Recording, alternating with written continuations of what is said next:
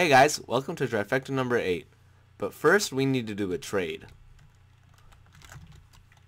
Okay, you want some M's? Okay.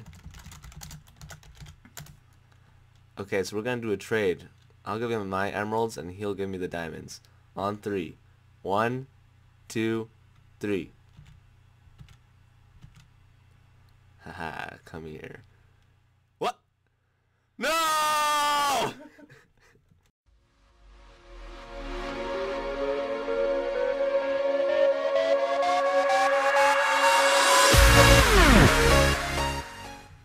We're gonna start off with the scared items.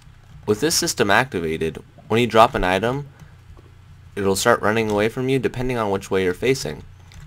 Once you drop it, it'll go in that direction indefinitely until it despawns or you manage to pick it up. This works for any item, and the 4 directions you face, it will run away from you. Let's take a look at how this works. Here's the system for the scared items. We start off with a fill clock activating these 8 command blocks. Each of these has a different scoreboard command, setting a player with a certain rotation value to a scared item score, 1 through 4. If we pull up the scared item score on the side, you can see when I rotate, it changes through 1 all the way to 4.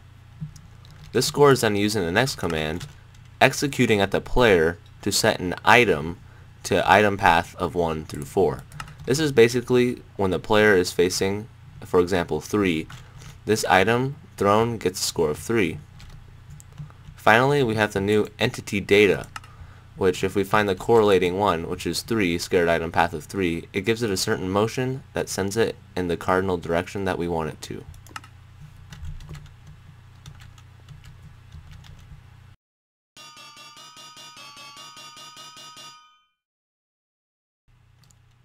Next up is the Gambler class.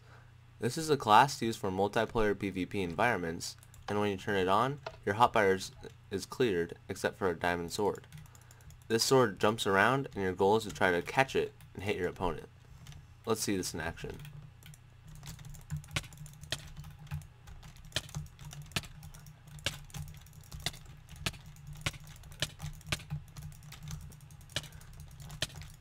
I may have won because I'm in creative, but let's see how this works. The Gambler system starts off with a dummy objective called Gambler. When the player is set to Gambler of 1, the system begins working for them. This works through a randomizer and these 9 command blocks. Each one of these has the same command, replacing the item in their hotbar through the slots 0 through 8.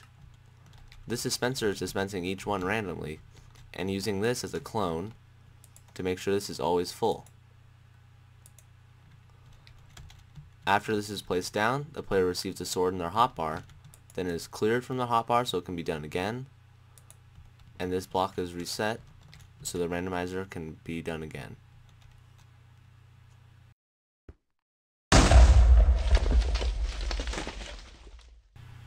Here's a system you saw in one of my previous videos, and it's when you throw an item on the ground, it has a more dramatic despawn. After a couple seconds, it explodes into a cloud of particles. This works independently throughout the items, so you can throw as many on the ground as you want.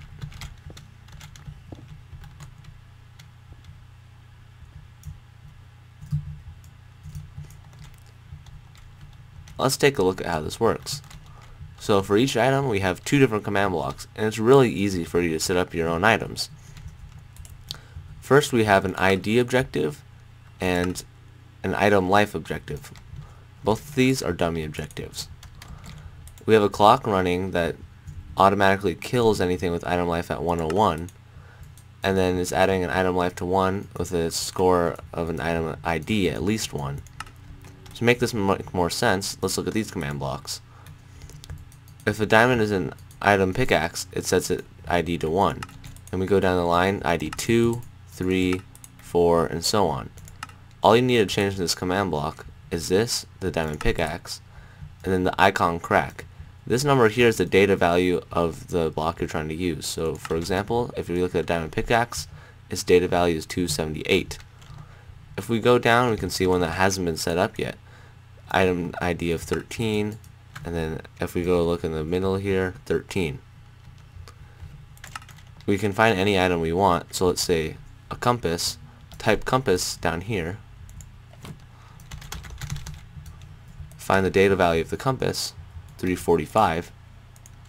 Put it up here. And we can see that when we throw a compass on the ground now, after a couple seconds, it explodes. With a scoreboard on the sidebar, we can see that each item has a life, and when it gets to 101, it explodes and then gets killed.